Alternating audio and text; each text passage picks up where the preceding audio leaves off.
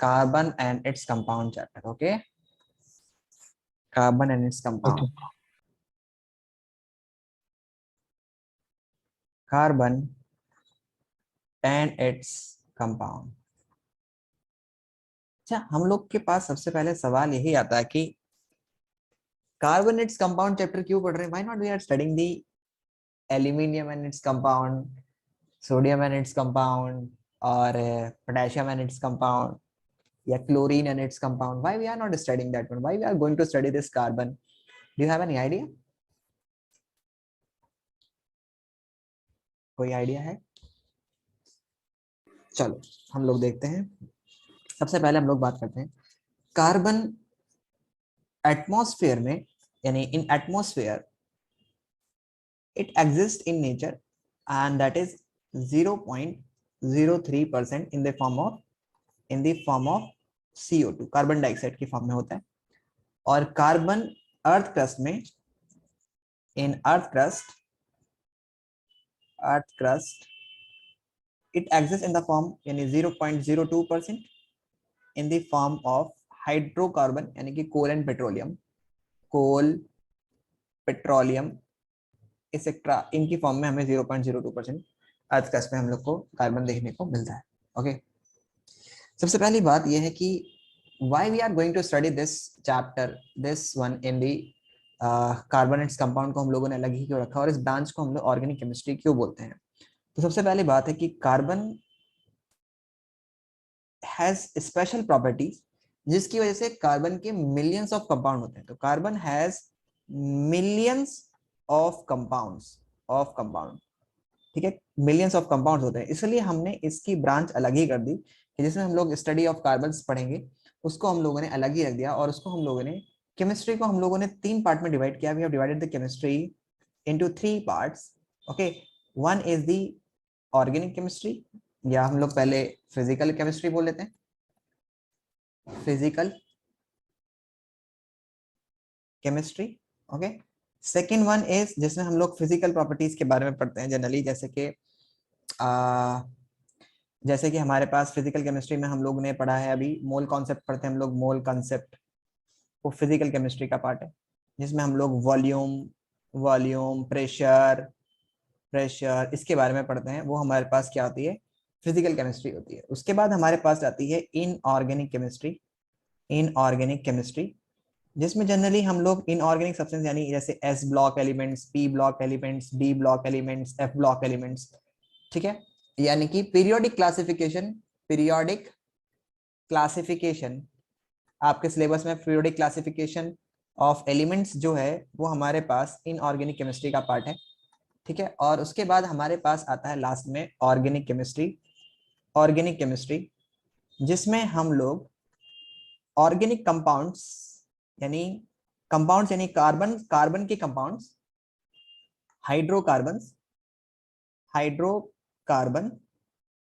Carbons and their derivatives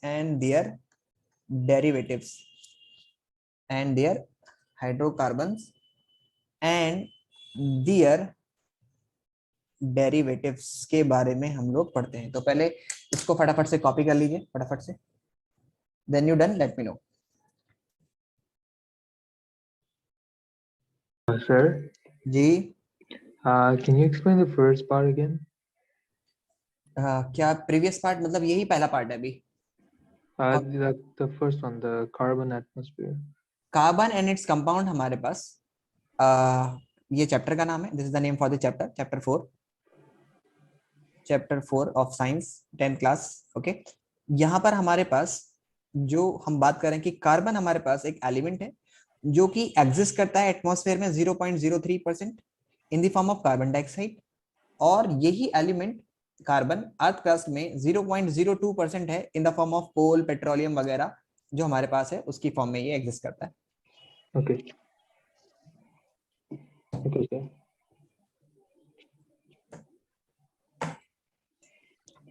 हमने chemistry को 3 part में डिवाइड किया है, physical chemistry, inorganic chemistry and organic chemistry. Physical chemistry में हम लोग जल्दी मोल, वॉल्यूम, प्रेशर, ठीक है, प्रेशर के बारे में, मोल कॉन्सेप्ट के बारे में, मोलैरिटी, नॉर्मेलिटी, मोलैलिटी और तुम्हारा बहुत सारी चीजें से इक्विलिब्रियम, इक्विलिब्रियम के बारे में, ये सब हम लोग फिजिकल केमिस्ट्री में पढ़ते हैं। इनऑर्गेनिक केमिस्ट्री में हम लोग S block elements, P block elements, T block element, F block elements, या फिर हम लोग बोले तो पीरियोडिक क्लासिफिकेशंस ऑफ एलिमेंट्स के बारे में हम लोग पढ़ते हैं। ठीक है, हमारे इसमें ये है, यानी कि हमारे पास जो एसिड बेसिस एंड सॉल्ट था वो फिजिकल केमिस्ट्री का पार्ट था। एसिड, बेसिस एंड सॉल्ट्स आपने पढ़ा है, पहला चैप्टर जो आपने पढ़ा है वो, और लास्ट का जो चैप्टर है वो आपका इनऑर्गेनिक केमिस्ट्री, और organic chemistry is the fourth chapter. Got it? Done? Sir, what is that in physical chemistry? Volume? And organic chemistry, organic chemistry वो ब्रांच है साइंस की जो डील करती है with the study of hydrocarbons, यानी hydrogen and carbon के compounds, hydrocarbons and their derivatives. अब ये डेरिवेटिव्स क्या होते हैं हम लोग बाद में सीखेंगे कि क्या होता है डेरिवेटिव का मतलब। Okay, Okay. Done all, let's move, should I move further? Yes, sir. So just a minute. Okay, तो दूसरा हमारे पास क्या वजह है कि कार्बन इस तरह का वर्टिसाइल नेचर रखता है? Why carbon is so versatile, versatile in nature, nature में इतना वर्सेटाइल क्यों है? ओके, तो उसका सवाल और जवाब हमें अभी मिल जाएगा। अगर हम लोग कार्बन की बात करते हैं तो हम लोग पहले कुछ एलिमेंट्स को लिखते हैं। यहाँ पर हमारे पास हाइड्रोजन है, and here we are having the helium. Hydrogen is going to have 1 electrons and helium is going to have the 2 electrons. Then lithium, beryllium, boron, carbon, nitrogen, oxygen, fluorine, neon. Then sodium, then magnesium, aluminium, silicon, phosphorus, sulfur, chlorine, and then argon. अगर मैं electronic configuration लिखता हूँ सबकी, यहाँ पर मेरे पास आएगा 2,1, then 2,2, 2,3, 2,4, 2,5, 2,6, 2,7, 2,8. That is 281, 282, 283, 284, 285, 286, 287, 288। उसके बाद कितना भी आगे चले जाओ, जो मुझे मेन बताना है वो ये है कि कार्बन वो सबसे छोटा एलिमेंट है, कार्बन वो सबसे छोटा एलिमेंट है जिसके आउटर मोस्ट शेल में 4 इलेक्ट्रॉन होते हैं, साइज में सबसे छोटा या सबसे पहला।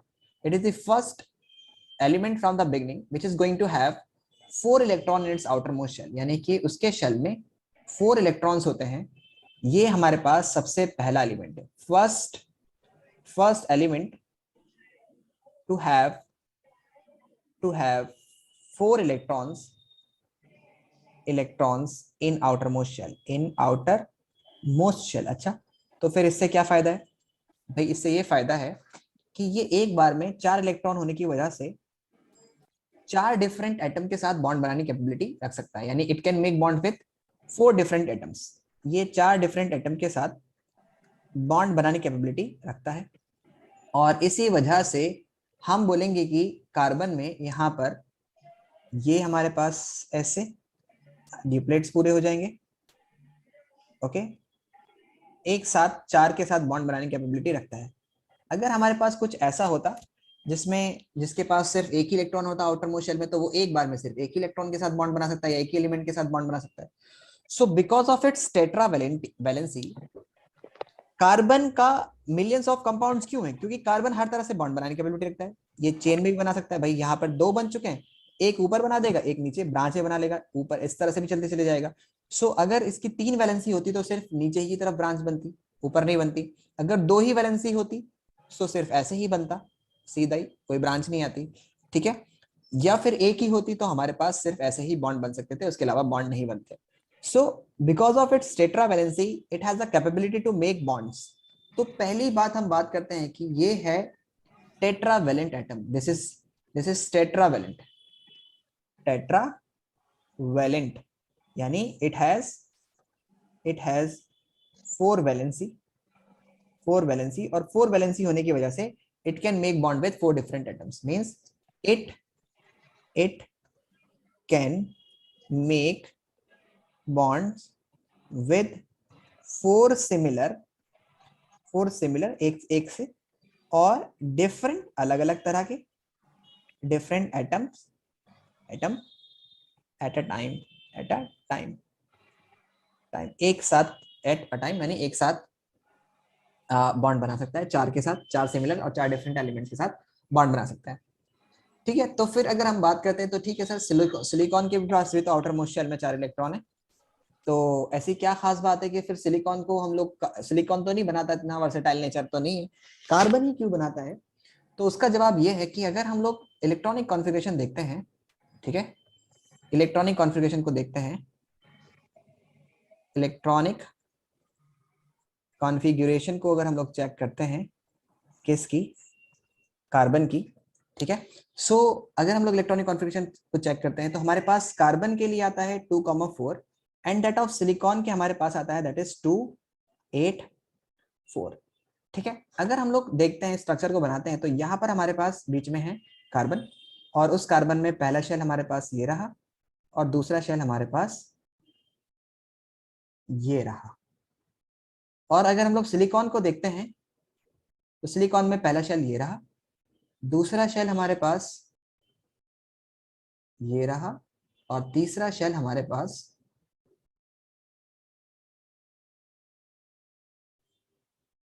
बेटा ये रहा। ठीक है, so these are the 3 shells silicons में। Electronic configuration 2,8,4 and here it is 2,4। यहाँ पर हमारे पास है 2 इलेक्ट्रॉन, आउटर मोस्ट शेल में के इलेक्ट्रॉन को हम लोग रिप्रेजेंट करेंगे 1 2 3 1 2 3 4 5 6 7 8 और here we have the outer most shell के इलेक्ट्रॉन को हम लोग ग्रीन से रिप्रेजेंट कर देते हैं 1 2 3 4 1 2 3 4। तो अगर आप देखोगे छोटा साइज होने की वजह से, यानी दूसरी हमारे जो पॉइंट है टेट्रावैलेंसी के साथ, सेकंड पॉइंट हमारे पास है स्मॉल साइज। स्मॉल साइज होने की वजह से क्या होता है कि जो बॉन्डेड पेयर ऑफ इलेक्ट्रॉन्स है, लेट सपोज करो ये हाइड्रोजन के साथ क्या कर रहा है, बॉन्ड बना रहा है, that it is making the bond with the hydrogens. ये हाइड्रोजन के साथ बॉन्ड बना रहा है, हाइड्रोजन का एक इलेक्ट्रॉन ये रहा, हियर इट इज हाइड्रोजन के साथ बॉन्ड बना रहा है, यहाँ पर भी ये हाइड्रोजन के साथ बॉन्ड बना रहा है, ये यहाँ पर भी, और यहाँ पर भी हाइड्रोजन के साथ बॉन्ड बना रहा है। इसी तरह से यहाँ पर ये हाइड्रोजन के साथ बॉन्ड बना रहा है, ये भी हाइड्रोजन के साथ बॉन्ड बना रहा है, ये भी हाइड्रोजन के साथ बॉन्ड बना रहा है, ये भी हाइड्रोजन के साथ बॉन्ड बना रहा है। सो आप देखोगे कि यहाँ पर हमारे पास, बेटा यहाँ से समझना बहुत इंपॉर्टेंट है, यहाँ पर हमारे पास इसका डिप्लेट पूरा हो चुका है, यहाँ पर भी डिप्लेट पूरा हो चुका है, यहाँ पर भी डिप्लेट पूरा हो चुका है, और यहाँ पर भी हमारे पास डिप्लेट पूरा हो चुका है। यहाँ पर भी ये हमारे पास है, ये हमारे पास है, ये हमारे पास है, ये हमारे पास है। लेकिन जो हमारे पास इलेक्ट्रॉन क्लाउड है कार्बन के केस में, कार्बन के केस में जो इलेक्ट्रॉन क्लाउड है वो हमारे पास बहुत पास है। ठीक है, यानी कि बहुत पास है। सो यहां से यहां तक का जो डिस्टेंस है, ये जो डिस्टेंस है, ये हम वो लोग बोलेंगे the due to small size, due to small size of carbon, the effective nuclear force in carbon to the bonded pair of electron, to the bounded pair of electron, bounded pair of electron is more ज्यादा है then silicon के comparison में। अगर आप देखोगे कि ये nucleus से दूर हो गया, ये न्यूक्लियस से दूर हो गया, सो हम बोलेंगे ये वाला जो डिस्टेंस है, ठीक है, ये हमारे पास है शॉर्ट डिस्टेंस, और ये हमारे पास क्या है बॉन्डेड पेयर ऑफ इलेक्ट्रॉन का, ये हमारे पास है लॉन्ग डिस्टेंस या लार्ज डिस्टेंस। तो जितना ज्यादा डिस्टेंस होगा बॉन्डेड पेयर ऑफ इलेक्ट्रॉन में, यानी क्लाउड्स में, न्यूक्लियस से, फ्रॉम न्यूक्लियस,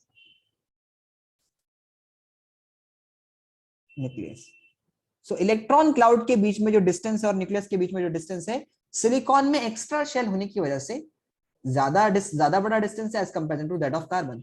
तो स्मॉलर साइज होने की वजह से हम बोलेंगे कि effective nuclear force, effective nuclear force जिसको हम लोग जेड इफेक्ट भी बोलते हैं, वो ज्यादा है किसमें, कार्बन में, as compare to that of silicon. इसलिए बॉन्ड ज्यादा स्टेबल रहता है, that's why the bond is more stable in silicon. Silicon में ज्यादा स्टेबल बॉन्ड होता है। बेटा समझ में आया नहीं आया? Got it? Got my point? तो due to small size, Sir, can you repeat? या why not, but I am saying that due to small size, छोटा साइज होने की वजह से जो बॉन्डेड पेयर ऑफ इलेक्ट्रॉन्स हैं, यानी कि सपोज कीजिए कि यहां पर हमारे पास एक डिस्टेंस यहां से यहां तक का डिस्टेंस है, ठीक है, ये डिस्टेंस है, और एक डिस्टेंस हमारे पास यहां से यहां का डिस्टेंस है। तो किस में ज्यादा फोर्स लगेगी अट्रैक्शन की? न्यूक्लियस यहां वाले इलेक्ट्रॉन को ज्यादा फेंकेगा या यहां वाले को? जाहिर सी बात है यहां वाले में ज्यादा फोर्स होगी क्योंकि पास में है। तो कार्बन में 2 ही शेल होते हैं, और 2 ही शेल होने की वजह से न्यूक्लियस से ये आउटर मोस्ट शेल पास में होता है, और आउटर मोस्ट शेल पास में होने की वजह से ये बॉन्डेड पेयर ऑफ इलेक्ट्रॉन को अच्छे से अट्रैक्ट कर लेता है as comparison to that of silicon के केस में। ओके, तो due to small size the carbon, the effective nuclear force in carbon is more to the bonded pair of electrons. जो इलेक्ट्रॉन्स में बाउंड कर रहा है, यानी कि इलेक्ट्रॉन्स जो बॉन्ड में पार्टिसिपेट कर रहे हैं, उनको ज्यादा अच्छे से, ये 2 इलेक्ट्रॉन बॉन्ड में पार्टिसिपेट कर रहे हैं, तो इनके इलेक्ट्रॉन को होल्ड करने की कैपेसिटी इसके न्यूक्लियस में ज्यादा है क्योंकि पास में है, as comparison to that of silicon. is more in carbon to the bonded pair of electron, ठीक है। So due to small size the carbon of carbon, the effective nuclear force in carbon to the bonded pair of electron is more than is more, okay, बस silicon मत लिखो यहाँ पे, is more which make the bond stable, okay, जिसकी वजह से bond क्या हो जाता है, स्टेबल हो जाता है, ठीक है। सो यहाँ पर मैं लिख देता हूँ this help to make more stable bond, यानी कि बॉन्ड वीकर नहीं होता, स्टेबल बॉन्ड, और stronger bond, okay, got it? समझ में आया या डाउट है? No doubt, sir. You Tanishka, बेटा got it? Yes, sir. Aseela, Yes, sir. Okay, so please copy this one. Yes, यहाँ से कॉपी करना शुरू करो।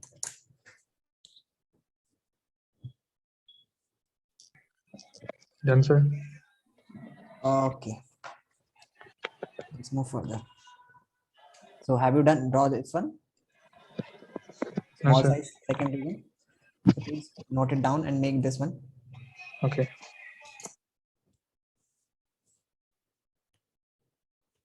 So let's start.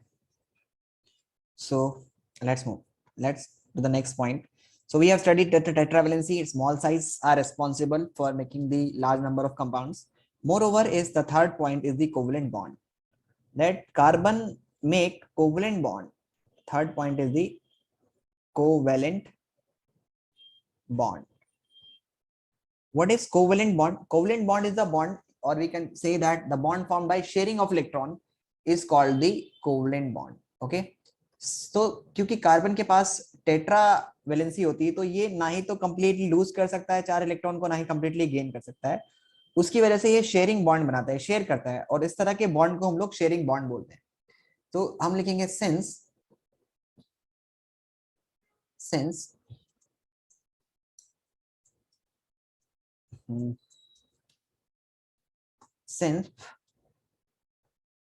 carbon has 4 electrons in its, या फिर फोर्स वैलेंस इलेक्ट्रॉन लिख देते हैं हम लोग, 4 valence electron,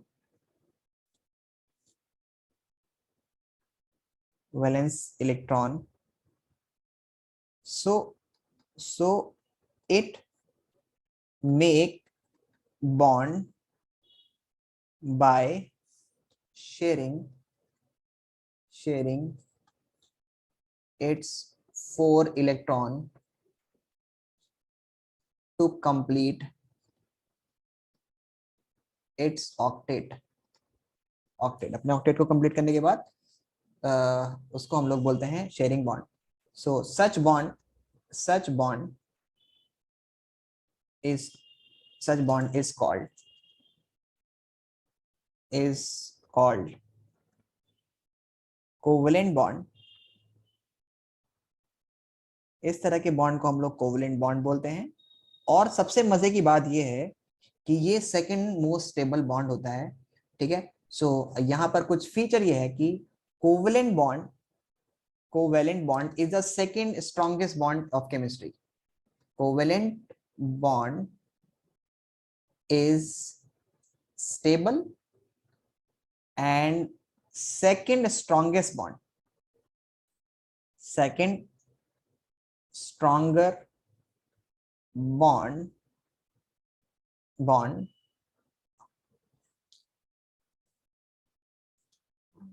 after ionic bond के बाद ये जो बॉन्ड होता है कोवेलेंट बॉन्ड स्टेबल होता है। That's why it's form stable compound क्योंकि बॉन्ड स्टेबल है तो कंपाउंड भी स्टेबल होगा, ठीक है। And the last point is the catenation property, and this is very important. This one is the last one, this is the third one, and last one is the catenation. What is catenation? Catenation क्या होती है? तो catenation property को हम लोग बोलते हैं self linking property. Self linking property का मतलब जैसे कोई एक एटम है, ठीक है। सो जैसे हमारे पास एक ऑक्सीजन एटम है, वो दूसरे ऑक्सीजन एटम के साथ बॉन्ड कर जाता है, तो ये सेल्फ लिंक कर गया। इसी तरह से अगर मैं बात करता हूं कि क्लोरीन एटम दूसरे क्लोरीन एटम के साथ बॉन्ड बना लेता है, इस तरह से ओजोन में हमारे पास इस तरह से अगर हम बात करते हैं तो इस तरह से हमारे पास, ठीक है, मतलब बॉन्ड बनता है, 3 के साथ बॉन्ड बना लिया। इस तरह से सल्फर S8 में हमारे पास कुछ इस तरह से एक सल्फर यहाँ, एक सल्फर यहाँ, एक सल्फर यहाँ, फिर एक सल्फर यहाँ, फिर एक सल्फर यहाँ। सो कुछ इस तरह से सल्फर के 8 एटम्स आपस में ज्वाइन करते हैं, ठीक है। 1 2 3 4 5 6 7 1 2 3 4 5 6 7 8 इस तरह से नहीं होता। S8 मॉलिक्यूल को अगर हम लोग बनाए तो कुछ इसी तरह से भी बना सकते हो कि सल्फर के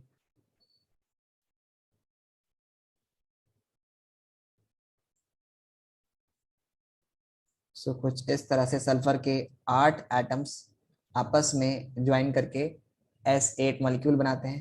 PCl5 में भी कुछ इसी तरह से हमें देखने को मिलता है, ठीक है। Got it? सो यहाँ पर S8 मॉलिक्यूल की फॉर्मेशन हुई है। तो ये क्या है? कैटिनेशन क्या है? Catenation is a self linking property. हम बोलेंगे it is self linking property, यानी कि एक एलिमेंट अपने ही जैसे सिमिलर एलिमेंट से लिंक कर जाए, उसको हम लोग कैटिनेशन प्रॉपर्टी बोलते हैं। अब यहाँ पर सल्फर ने 8 मॉलिक्यूल तक कैटिनेशन प्रॉपर्टी को शो किया, 8 एटम्स तक शो किया। यहां पर इसने सिर्फ 2 एटम तक शो किया, यहां पर भी 2 एटम्स, यहां पर 3 एटम्स, ठीक है। तो एक लिमिट है। लेकिन कार्बन के साथ क्या होता है कि कार्बन जो है वो अलग अलग ब्रांचेस में अनलिमिटेड ऐसे thousands of carbon, thousands of atom can join, thousands of atoms can join. Carbon के केस में थाउजेंड्स ऑफ एटम्स ज्वाइन कर सकते हैं, ठीक है।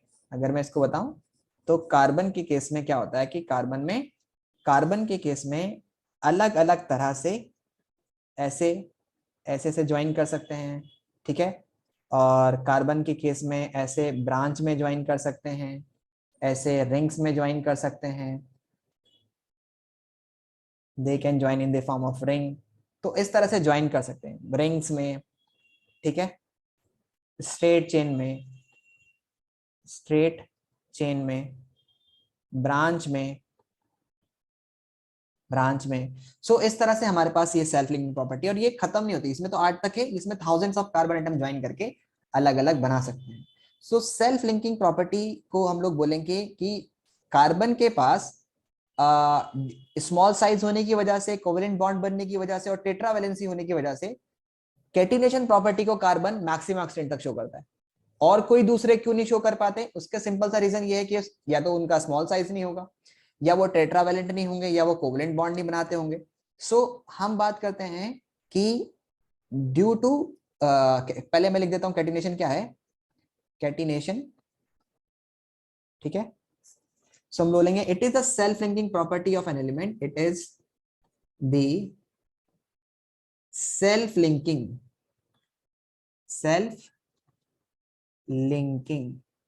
ओके, सेल्फ लिंकिंग है, it is the self linking property of element by the virtue of which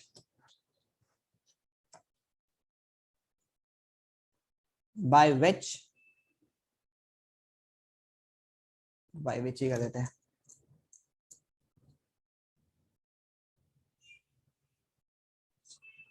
an element can make bond with its own kind यानी similar atoms। जैसे for example, और ये जैसे फॉर एग्जाम्पल ओ के बीच में ये कैटिनेशन प्रॉपर्टी है, ठीक है, Cl के बीच में भी कैटिनेशन प्रॉपर्टी है, N के बीच में कैटिनेशन प्रॉपर्टी है, all are showing catenation property, all are showing catenation, सब कैटिनेशन शो कर रहे हैं। लेकिन कार्बन के केस में, but in case of carbon, carbon के केस में क्या होता है कि due to small size tetravalency और कोवेलेंट बॉन्ड की वजह से कार्बन इस प्रॉपर्टी को मैक्सिमम एक्सटेंट तक शो करता है। यहां पर सिर्फ 2 तक, अप टू 2, लेकिन कार्बन कहां तक शो करता है? हजारों तक, मतलब बहुत आगे तक शो करता है, ठीक है। तो but in case of carbon, due to in case of carbon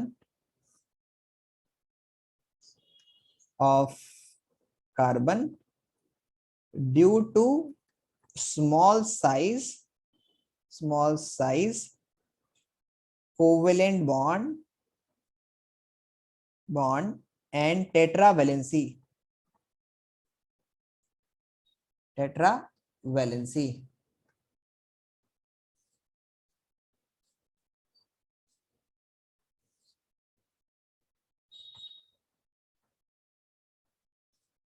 carbon show this property to the maximum extent. Carbon show catenation property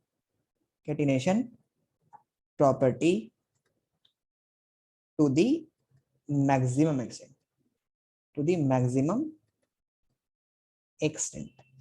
Maximum extent तक शो करता है. As a result of which,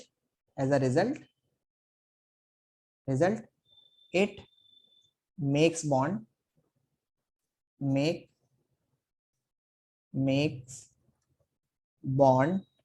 in, किसमें bond बनाता है बेटा? It makes bond in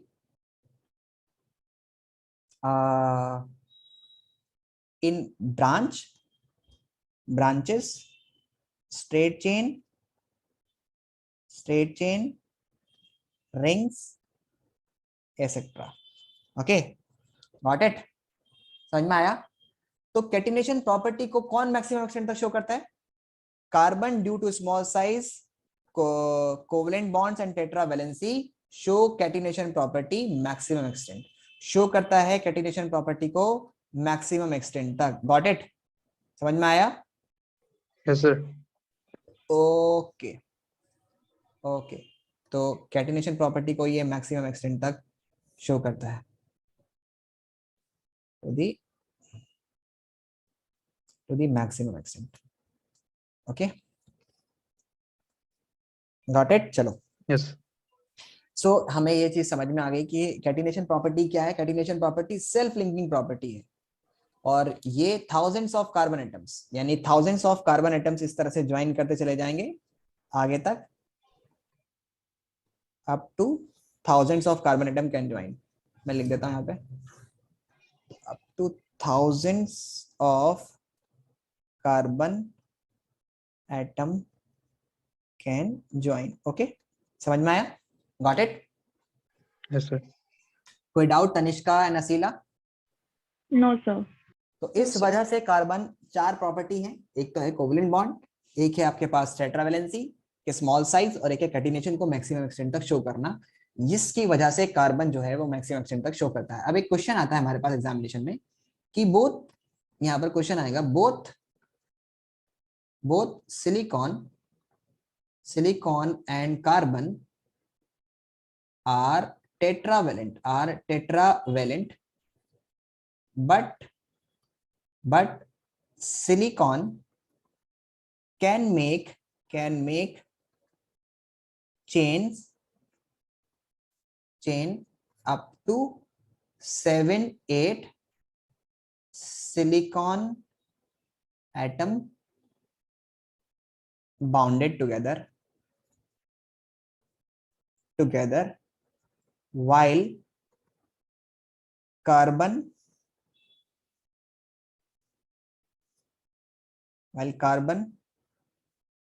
can make chain up to hundred of thousands of carbon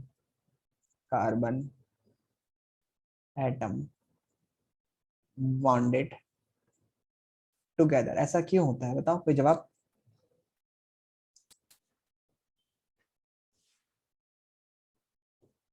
बताइए, जवाब बताइए मेरे बच्चों, प्यारे से, जल्दी से बताओ फटाफट से, क्या जवाब होगा? सिलिकॉन में और कार्बन में दोनों में 4-4 इलेक्ट्रॉन होते हैं, लेकिन कार्बन जो होता है वो तो थाउजेंड्स ऑफ कार्बन तक बना रहा है बॉन्ड, लेकिन हमारे पास जो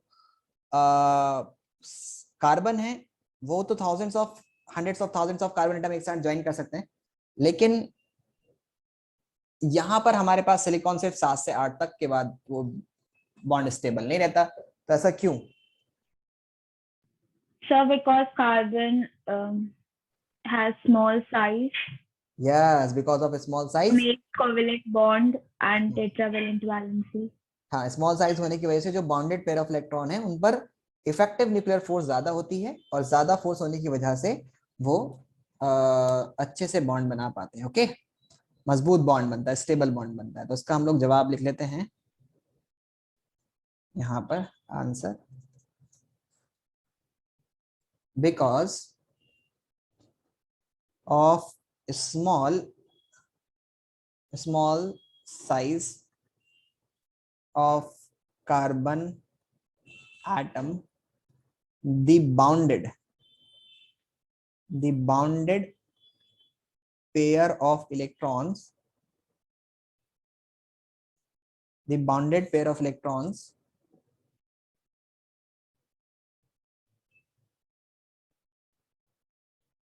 has more effective force, more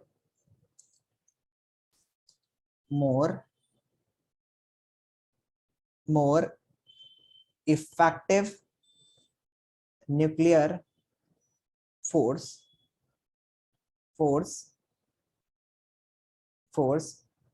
than the bonded pair of electrons in silicon. As a result, the stable more stable bond, the more stable bond is formed in carbon than silicon. Got it? Yes, sir. यहाँ पे एक छोटा और लिख लीजिए, to shell, ठीक है, और वाइल ब्रैकेट में लिखिएगा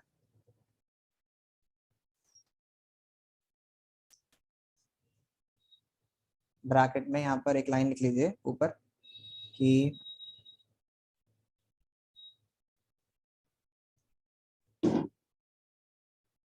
carbon has two shells while silicon has three shells. ठीक है, so because of a small size of carbon atom, and carbon has two shells while silicon has three shells, the bonded pair of electrons has more effective nuclear force than the bonded pair of electrons in silicon. ठीक है, as a result the more stable bond is formed in carbon than silicon. Got it? Yes, sir. कोई doubt? Copied? No, sir. Yes, yeah, comment. Tanishka असीला आपका copy हो गया?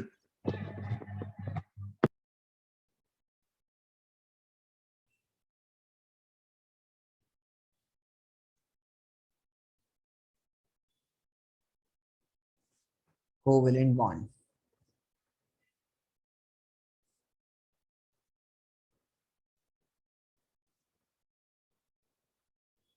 The bond formed by sharing, ठीक है, उसको हम लोग क्या बोलते हैं? कोवलेंट बॉन्ड बोलते हैं. अरे भाई हो जा. The bond formed by sharing of electrons is called covalent bond. Okay. Why there is a need to share the bond? क्यों शेयर करने की जरूरत होती है? कभी कभी ऐसा होता है कि एक इलेक्ट्रॉन को, एक एटम को जब एक इलेक्ट्रॉन को लूज करना होता है तो एक्चुअल में वो एक लिमिट तक लूज कर पाता है. जैसे फॉर एग्जांपल मेरे पास एक कार्बन का एटम है. Okay, this is a carbon atom. So मैं जब इसमें से एक इलेक्ट्रॉन को लूज करूंगा, यहाँ पर मेरे पास 2 कार्बन एटम है और बाहर वाले मेरे पास 4 है. सो जब मैं इसमें एक को लूज करता हूं, if I lose this electron, मैंने लूज किया, सो इसका साइज जो है वो छोटा हो जाएगा. क्यों? क्योंकि अब वही नंबर ऑफ प्रोटॉन्स जो हैं greater number of lesser number of electron को अट्रैक्ट कर रहा है. Okay, so same number of proton attracting the lesser number of electrons. तो साइज क्या हो जाएगा? साइज छोटा हो जाएगा. ओके, कार्बन पॉजिटिव हो गया. अब इसमें से निकालना मुश्किल होगा अगला इलेक्ट्रॉन. ठीक है, तो अगर सपोज करो मैंने ये वाला भी लूज करा दिया तो इसका साइज और छोटा हो जाएगा. ठीक है, अब इसमें 2 इलेक्ट्रॉन रह गए. उसके बाद सपोज करो मैंने इसको भी निकाल दिया तो इसका साइज और छोटा हो जाएगा. और इसमें अब 1 इलेक्ट्रॉन रह जाएगा.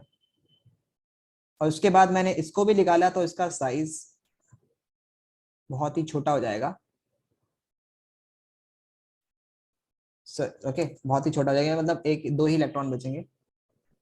सो एज इसको निकालना में बहुत, 1 मिनट बेटा,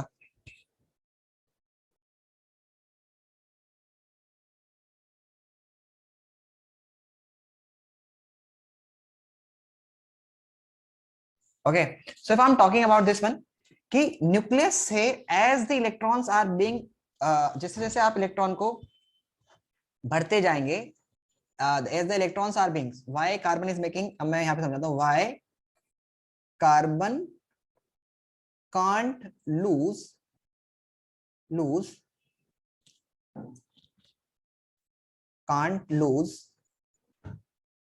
its 4 electrons and make ionic bond. Ionic bond क्यों नहीं बना सकता? सो हम इसका जवाब ये है कि जैसे जैसे इलेक्ट्रॉन लूज करता है साइज ऑफ द एटम्स जो है वो डिक्रीज होने लग जाता है. पहले इलेक्ट्रॉन निकालने में हमें कम एनर्जी लगी क्योंकि इलेक्ट्रॉन, दूसरे में हम लोग को और ज्यादा एनर्जी लगेगी क्योंकि अब इसके अंदर जो प्रोटॉन है वो कितने हैं? दे आर द स्टिल यहां पर हमारे पास 6 प्रोटॉन है, 6 इलेक्ट्रॉन्स है. ठीक है, यहां पर हमारे पास 5, जब एक इलेक्ट्रॉन रिमूव कर देगा तो 5 इलेक्ट्रॉन्स होंगे, लेकिन 6 प्रोटॉन होंगे. और यहां पर हमारे पास 4 इलेक्ट्रॉन्स होंगे और 6 प्रोटॉन होंगे.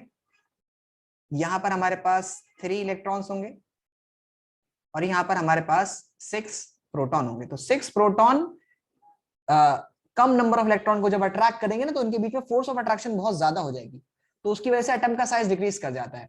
2 इलेक्ट्रॉन्स एंड 6 प्रोटॉन. ठीक है, तो size as an atom start losing its electron, the size of atom decreases because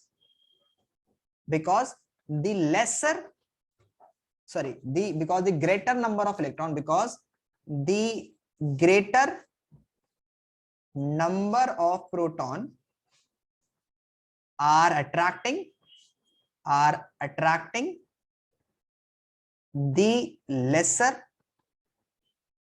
number of electron. So the size of atom decreases, which make it very hard to remove the next electron, which make it hard to lose the 4 electrons.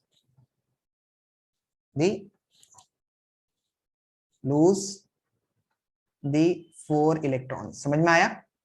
तो ये 4 electron को loose नहीं कर सकता क्योंकि size decrease करेगा. Size is decreasing. Okay, got it? We can make it like this way.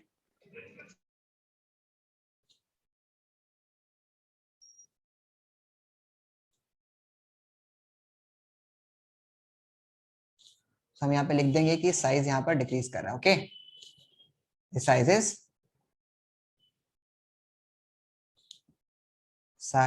is decreasing.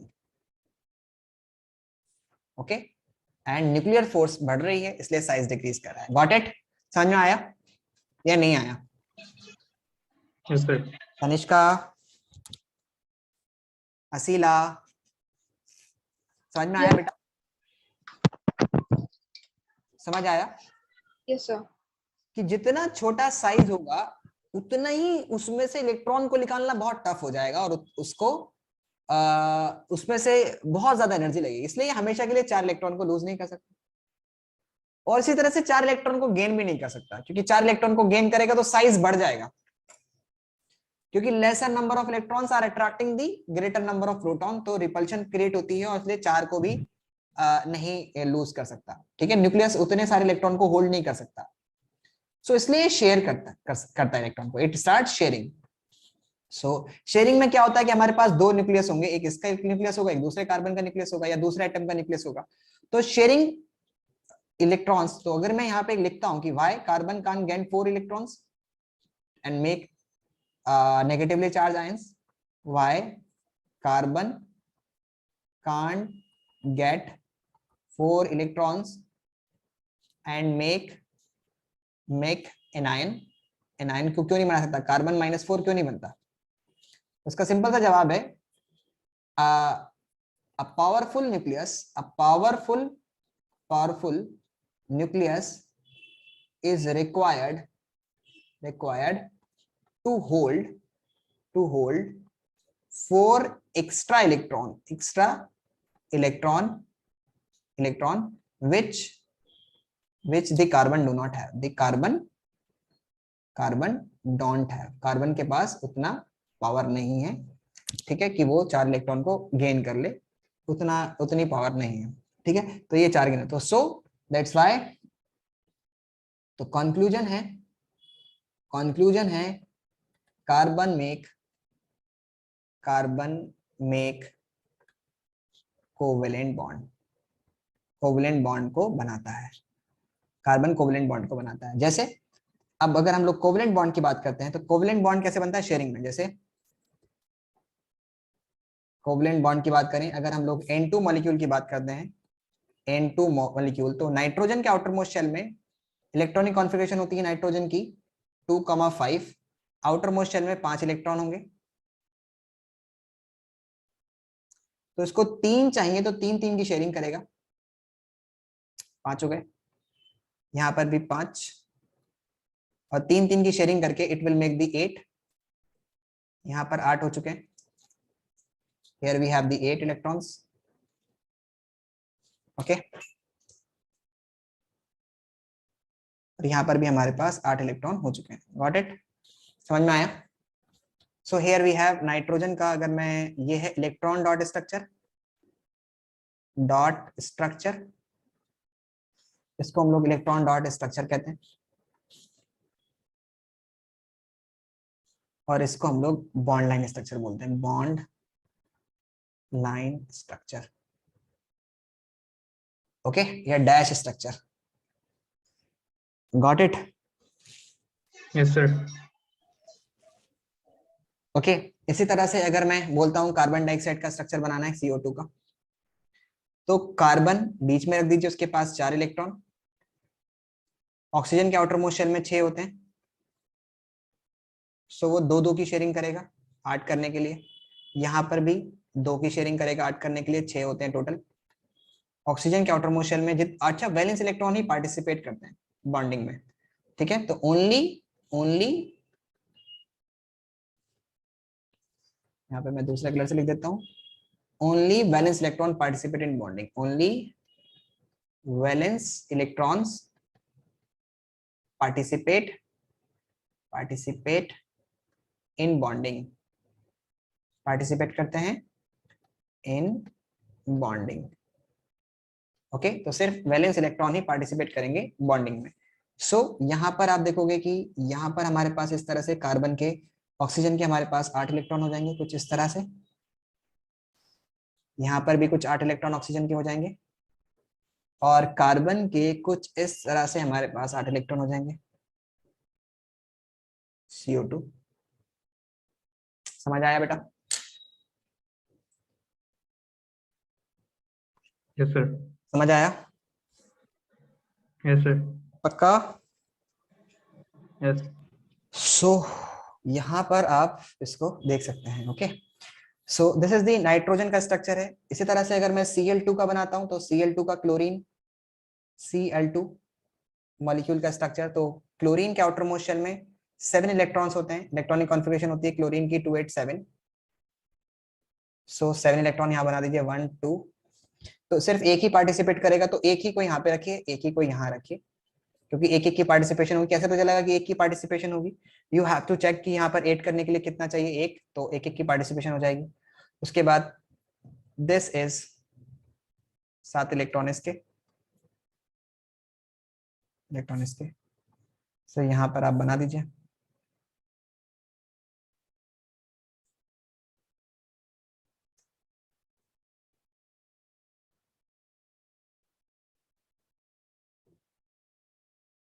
कुछ इस तरह से क्लोरीन का स्ट्रक्चर बन जाएगा, जिसमें हम लोग कुछ इस तरह से क्लोरीन को बोल सकते हैं कि यहाँ पर हमारे पास Cl के बीच में बॉन्ड आ जाएगा, बॉन्डिंग स्ट्रक्चर। समझ में आया?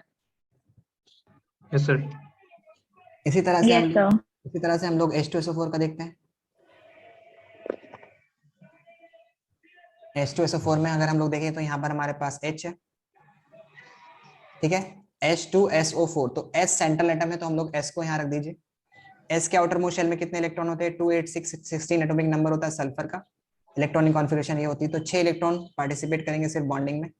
तो 1 2 3 4 5 6, फिर एक 4 ऑक्सीजन है तो आपको एक ऑक्सीजन यहाँ रखिए, एक ऑक्सीजन को यहाँ रखिए, एक ऑक्सीजन को यहाँ रखिए, एक ऑक्सीजन को यहाँ रखिए। ऑक्सीजन के इन वाले ऑक्सीजन के भी इलेक्ट्रॉन्स को आप रिप्रेजेंट कीजिए किसी दूसरे कलर से, ताकि अच्छे समझ में आ जाए। 1 2 3 4 5 6, 1 2 3 4 5 6, 1 2 3 4 5 6, 1 2 3 4 5 6। उसके बाद हमारे पास आ रहा है हाइड्रोजन। हाइड्रोजन हमारे पास ये आया, उसके एक इलेक्ट्रॉन यहाँ पर है, 2 हाइड्रोजन है तो 2 हाइड्रोजन के इलेक्ट्रॉन्स यहाँ पर आ गए। अब हाइड्रोजन तो ड्यूप्लेट ही पूरा करता है, तो हाइड्रोजन का हमारे पास ये आ गया ड्यूप्लेट, फर्स्ट सेकेंड। उसके बाद हमारे पास ऑक्सीजन भी ऑक्टेट पूरा करता है, तो ऑक्सीजन का ऑक्टेट ये आ गया हमारे पास, ये हमारे पास ऑक्सीजन का ऑक्टेट है, 8 पूरे हुए ऑक्सीजन के। और यहाँ पर आप देखेंगे कि सल्फर के लिए अगर मैं बनाता हूं तो सल्फर के लिए हम लेते हैं कौन सा कलर, चलो ब्लू ले लेते हैं। सल्फर के लिए ये रहा सल्फर का अच्छा शेयरिंग सबके साथ निकालनी होगी कि सल्फर के किस किस के साथ शेयरिंग कर रहे हैं, इन 2 के साथ, यहाँ ये वाला इसके साथ कर रहा है। अच्छा मैंने यहाँ पे गलत बना दिया, यहाँ पर मुझे इसको पूरा लेना है ऐसे,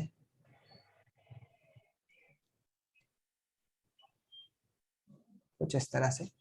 सो आप देखेंगे यहाँ पर सल्फर के आउटर मोस्ट शेल में कितने इलेक्ट्रॉन आ चुके हैं, 1 2 3 4 5 6 7 8 9 10 11 12। सो यहाँ पर हम बोलेंगे at central atom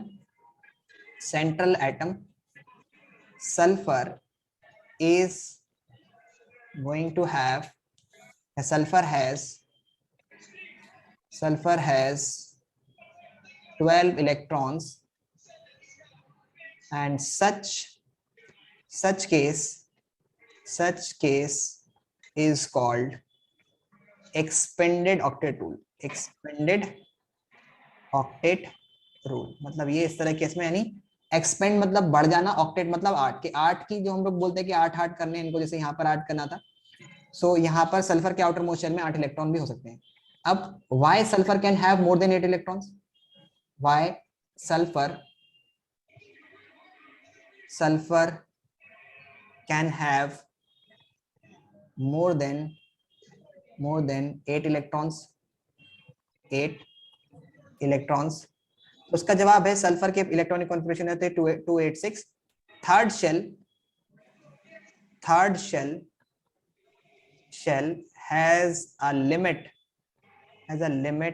of 18 electrons. Third shell में मैक्सिमम 18 इलेक्ट्रॉन आ सकते हैं, समझ में आया? तो दैट्स व्हाई ये कर सकता है, जबकि और ऑक्सीजन वगैरह क्यों नहीं कर सकते, क्योंकि ऑक्सीजन में इलेक्ट्रॉनिक कॉन्फ़िगरेशन होती है 2,6 ऑक्सीजन के केस में। So can have maximum 8 electron, can have maximum 8 electrons. इसमें सिर्फ बेटा 8 ही इलेक्ट्रॉन हो सकते हैं, समझ में आया? Yes sir. Got it? Tanishka Yes, sir. समझ में आ रहा है बेटा? इसमें सिर्फ Yes, sir. 8 ही इलेक्ट्रॉन हो सकते हैं, तो इसलिए सल्फर के केस में 8 से ज्यादा हो सकते हैं, लेकिन ऑक्सीजन में सिर्फ 8 ही हो सकते हैं। 8 से ज्यादा वो रख ही नहीं सकता किसी केस में।